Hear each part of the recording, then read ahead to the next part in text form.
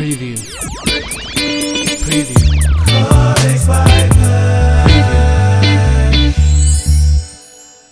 Hey everybody, this is Perch. About, 20 years ago, maybe a little bit more than that, there used to be a huge bias, a huge stigma against trade waiting. Retail shops would kind of look down their nose at the whole practice, and comic customers who did wait for trades felt like they almost had to keep that a secret. They couldn't say that they were, not going to pick up the floppies and instead wait for the trade. They needed to kind of downplay that because they knew it would anger their local comic shop. Now, you may, if this is a surprise to you, that's because things moved on. The comic shops eventually grew to accept the trades as a normal part of their business. I think that a lot of the fear of trades were at, say, places like Barnes and Noble would sell them, and so the comic shop always felt like here was a customer who is going to not buy comics at their shop and eventually just go pick up the trade at Amazon or somewhere outside of them. They'd lose a customer, which, to be fair, has happened. There has been a decent amount of that. But the retail shop has not really felt that sting as much as, the trades are always a little bit more difficult to stock in any kind of quantity. A lot of them got hooked on variant covers and those kinds of programs. So in general, it didn't become the big mess that I think a lot of comic shops felt they did. Comic shops, by the way, I love my fellow retailer. I'm in lots of groups still, talk and I give advice, loan money, do all kinds of things to various shops.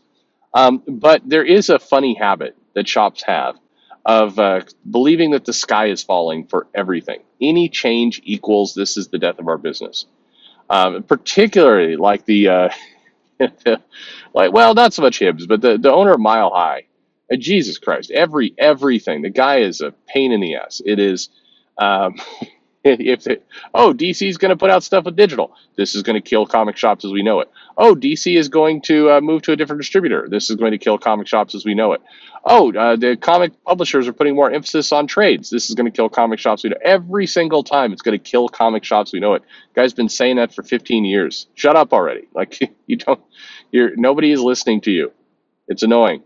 I've drank with you. Love you like a brother, but you are annoying. So anyway, all this hyperbole, it makes you crazy. But regardless, the interesting part about trades, and the part that I do think is going to destroy the comic business forever. No, not that. But what's been curious is over the last 5 years or so, I've seen a lot of editors and a lot of writers talk on social media and other places about how trades are the future and how the graphic novel, eventually there will be no floppy anymore, and it will just be graphic novels, will just be trades. And there's one problem, there's one hitch with that statement, that sentiment. Can you guess it? What are trades comprised of? What are inside trades? Well, comics, right? But it's the floppies of a run that's inside that trade. If you stop publishing the floppy, you will not have a trade. There will not be anything to put in that trade. Now you can do OGNs, you certainly can. However, you're not going to pump out 80 OGNs a month.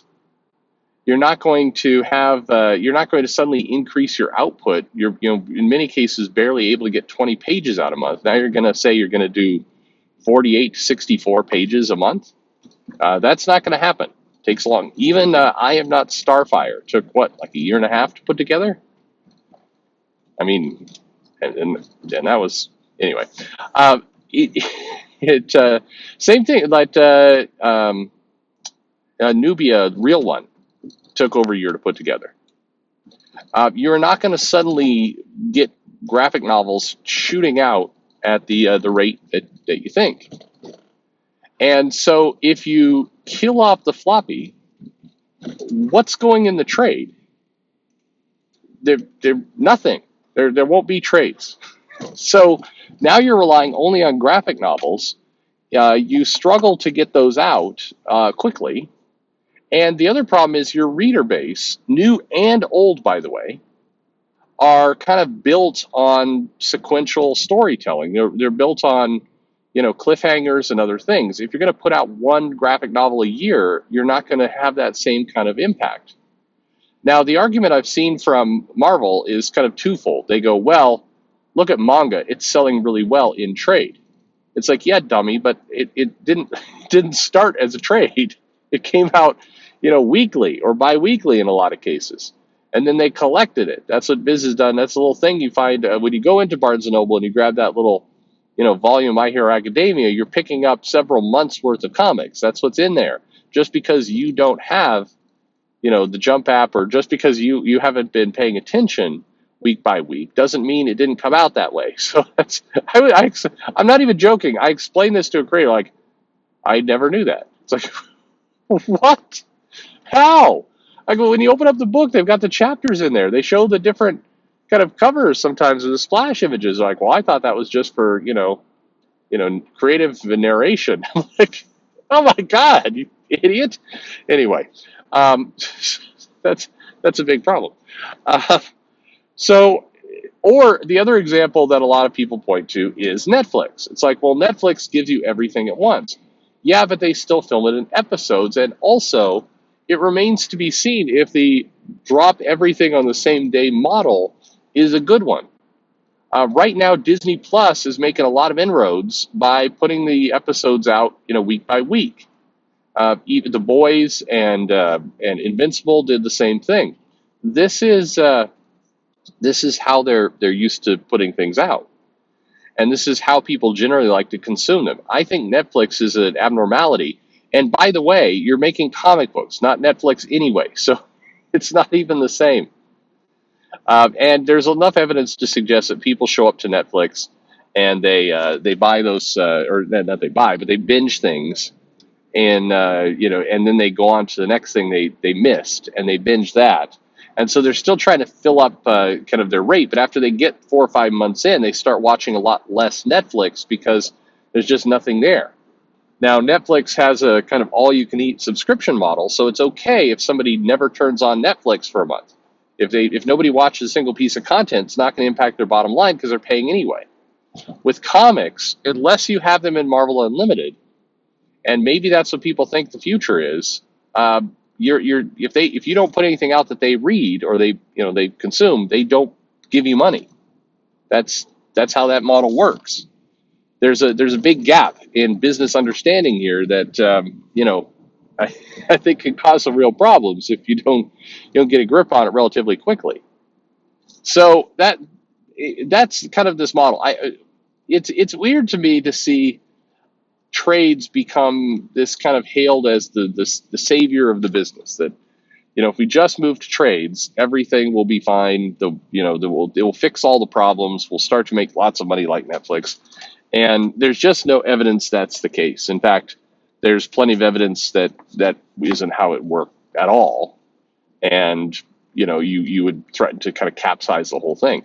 I mean, let alone other problems like the artists haven't been built up to do 64 pages at a time, and a lot of the writers can't write in that style. They're used to writing smaller bits. So I mean, there's lots and lots and lots of little issues here with that plan.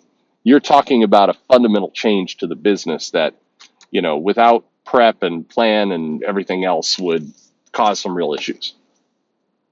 But look, if you could get high quality workout constantly in a almost monthly basis, that sounds great.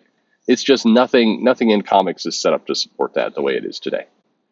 I think that a lot of the push of the future is trades or the future is OGNs is based off of a kind of profound misunderstanding of what's happening. It's creators who think that if they could just get that Scholastic deal, they'll be set for life. It'll be millions and millions of dollars. And it's also based in I won't say laziness exactly, but an idea of like, man, instead of having to do a monthly comic, it'd be great if I could just do one graphic novel a year. And like that Dogman guy, that Dogman guy does and even he works his ass off. He puts out usually 3 to 4 things a year, and he's helping in a bunch of other things. He's got different business ventures. I mean, the guy is not like casually sitting on the beach, scribbling out a Dogman once a year. It's more than that. But also, that's one guy. I hear this idea from editors and from writers all the time, and it's like, so you're all going to be Dav Pilkey. You're all going to somehow magically get to this space. It won't work that way. I mean, great for you if it does, but you're talking about thousands, tens of thousands of writers who are trying to do what Dav Pilkey did. There's one Dav Pilkey. There have been some other successes for sure, but most fail.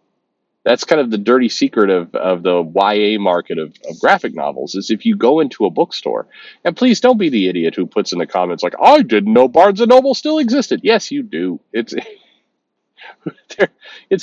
actually doing pretty well. It's crazy. The pandemic helped it quite a bit. People started reading books. Go figure. People are kind of tired of Amazon and Bezos acting like supervillains. So it's doing okay. But you look at going to Barnes and Noble, go into a bookstore, look at the YA section, you'll be shocked.